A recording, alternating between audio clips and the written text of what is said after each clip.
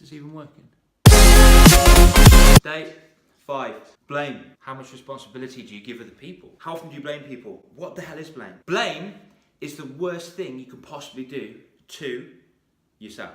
Why on earth do you want to give somebody responsibility for your emotions? Let's define blame first of all. Keep on rolling.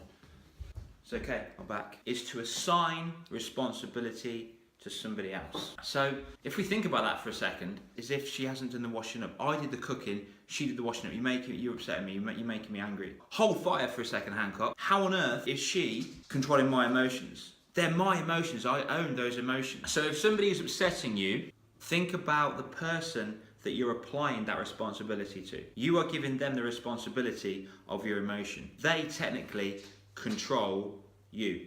As if you want to assign your emotions to somebody else. So let's think about this. Our boss pisses us off. You could say, he's making me so angry. Or let's think of it the other way. You are a leader. You have responsibility for employees. They don't do the reports and they don't step up. Well, they're annoying me because I need the work done. We're not going to get the contract. Or my ex-wife is annoying me so much. She just keeps on pestering me. She's not signing the form. She's holding my kids against me. Or I get in from the gym and I'm all sweaty. I've had a really good workout. I've really enjoyed my spin class. And my husband has not bathed the kids. And they're running around and they're all dirty and he's just sitting there watching TV. You make me so angry. Do you really want to assign responsibility to those people, the people that you like the least? I'm not saying you don't like your husband if you chose the last one. Think of you as like, you're managing yourself and you're giving out little aspects of your emotion. You're giving out anger to this person, upset to this person, frustration to this person. You're giving out all these emotions to people that you like the least. What the are you doing? You're in control of your anger, you're in control of your upsetness, you're in control of your frustration. No matter what society has dictated to you, no matter what people say about you, no matter how often you've heard your grandparents, your parents, your brothers and sisters, even your teachers say, you're making me so angry, he's making me so upset, you are frustrating me. When you hear this time and time again in your life, you start to hold on to that and you start believing it, even though it's not true. As if you want to assign your emotional responsibility to somebody else, especially those you like the least. Boss, ex-wife, ex-husband, someone annoyed you at the garage, anything, someone that bumped into you, someone didn't thank you when you let them go, when you're in a car, they didn't thank you. You're freaking me off! I need you to recognise that I've done something good. Wave to me to know that I've let you go. That's better, now I feel good. What the hell are you doing? And I'm only saying that because I do it as well. I'm sharing that with you guys. So why do we blame for? In the instant you blame somebody, you feel good. You feel good, I feel good. You feel good because you abdicate the responsibility from you and give it to somebody else. So you've got no pressure. So you can be like, I can sit back and relax, I can just chill because I'm blaming somebody else. It's their fault, it's all them. It's not me, it's nothing to do with me. And that's a relief. That's kind of like a respite from the pressure, from your emotions and the way it actually feels. So think of it this way. If I give that responsibility to somebody else, then I have to depend on them to influence the way I feel. Can you see that? Can you see how much power those people have over you? Yeah, blaming somebody in the instant feels epic, it feels good because you can chill and sit back and it's just like, there you go, ignorance is bliss, I'm fine, it's all their fault. How many of you guys here want to depend on that person to give you permission to change how you feel?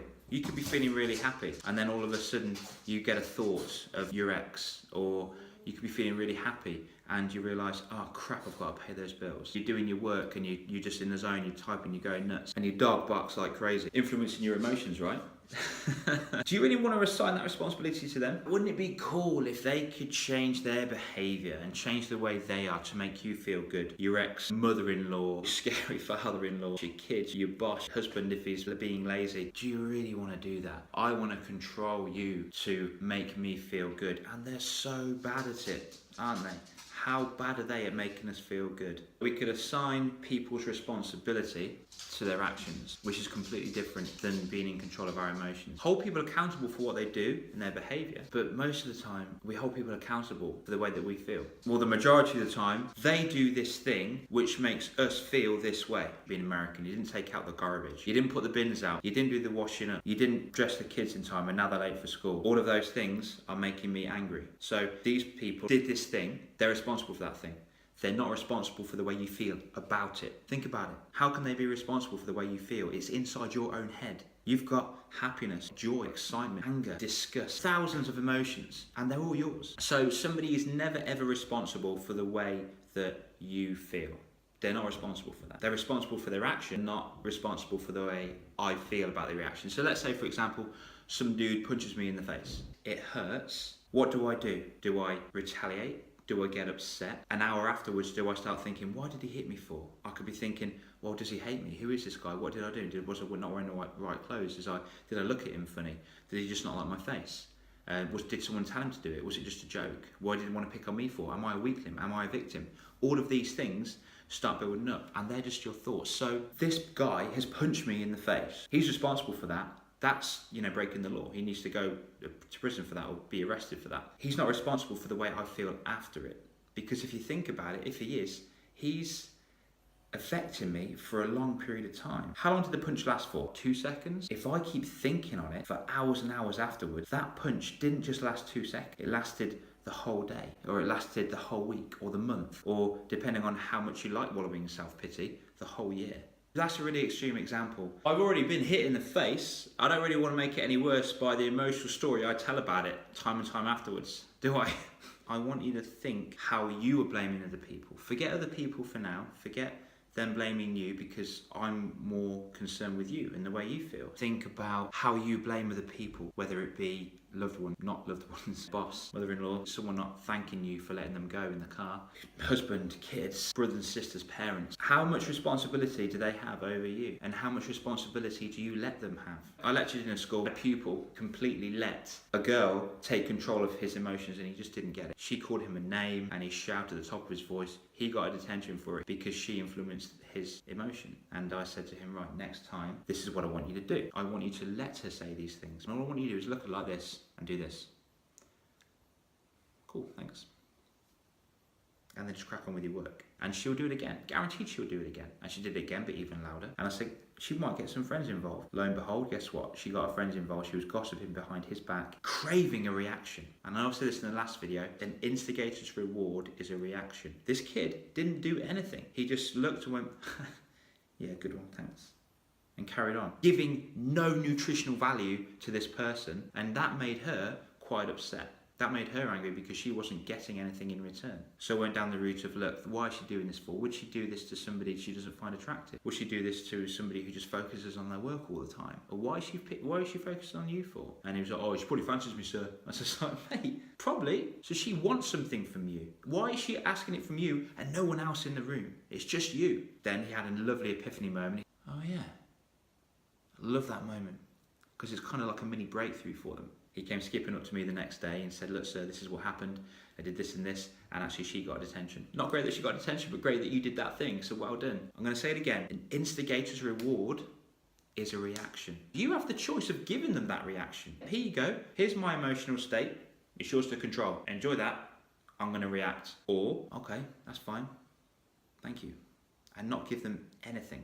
No nutritional value whatsoever. It's your choice. You can give a reaction or not give a reaction. So how do we do this? What do you blame other people for? When you feel it arising, think of something else, catch you. So your stimulus, your beginning of a built-up emotion, whether it's anger, whether it is sadness, whether it is frustration, notice that is, check in with your body, recognize what your body is doing and change it. A story I heard a while ago, a mom got in from a boxercise class and the kids hadn't been washed, they hadn't been cleaned, the husband was just not doing anything and he was just chilling out watching the TV, and she got really frustrated and said, well, shouldn't it be their bedtime? Why are they not bathed yet? And she asked herself the question, actually, is it their bedtime? Well, no, it wasn't. They had like another half an hour left. Do they have time to have bath? Yeah. Bath time is always a tense time for kids. I'm just generalising. Recognise your own blame. Check in with your physiology, your body, and change it around. Back to that story. The next week, the boxercise class, the kids were running around, they were going crazy. She felt herself getting tensed up and she just recognised it straight away, ran straight into a car, got her boxing gloves out and her pads, took them inside and had a boxing match with the kids, and they were loving it. It was fun. She turned that frustration into a pleasurable, enjoyable experience of which the whole family loved, and the husband got involved as well. Isn't that more friendly? Isn't that more ecologically effective than going in and raging and pointing the finger and blaming the people? What are you doing that for? They should be having a bath by now. They need to be in bed by this time. They're going to be late for school tomorrow. That's your unit. That's your little family that you created to enjoy. Because essentially, every single person in the whole world is after the same one thing. and that's happiness. Check in with yourself. If your happiness is dwindling, you could be going in the wrong direction. Homework for you guys as well would be obviously to make sure that you recognise when you're blaming other people. You recognise physiologically in your body what happens. Do you feel yourself going red? Do you feel your stomach going tight? Do you feel you breathing higher in your lungs? Do you feel more tense? Talking about stress, all of those things could actually result in a physiological default, for example, a bad back, high cholesterol, etc. We don't want that. When you do recognise that inside your body, how can you change it into something fun? Or how can you change it into something a bit more effective? Guys, that was today. That was Blame. Have an epic day. Remember, I'm going to be on YouTube, Facebook, Instagram. Have a good day. Bye.